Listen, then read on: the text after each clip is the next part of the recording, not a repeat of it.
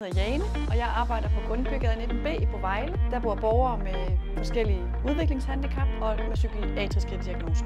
En særlig solskinshistorie, som man tænker på, er omkring en borger, som rigtig godt kan lide at strikke. Men i personalegruppen der er der en fortælling om, at det kan være udfordrende, fordi det er svært at få øje på motivationen og meningsfuldheden. Så derfor så dykker vi ned i blandt andet ressourceblomsten og finder ud af ved at udfylde den og strikketøjet ind i midten, at der ligger mega meget guld. Der er mange færdigheder i spil, og han kommer i flow. Det er meget, meget meningsfuldt for ham, og han får tilført tilpas arousal ved det, hvilket også betyder, at han kan være med i sociale aktiviteter. Så det bliver jo pludselig synligt, at virkeligheden er en helt anden, end vi har gået og troet. Så på den måde får vi belyst, at vi ikke skal tro på alt, hvad vi tænker, men at man får redskaber med kraft til at analysere. Det gør faktisk også, at han får overført noget af den her aktivitet, som bliver set på som en ressource efterfølgende. Han starter i en strikkeklub, og det betyder, at han er med til at donere halstørklæder til Ukraine, og han er på tur til Aarhus, hvor han afleverer halstørklæder i genbrug. Så det er et nyt syn, der er på alle de ressourcer, der ligger her. Så på den måde er det en total øjenåbner og mega konkret at gå i gang med, når man lige går i søjle 1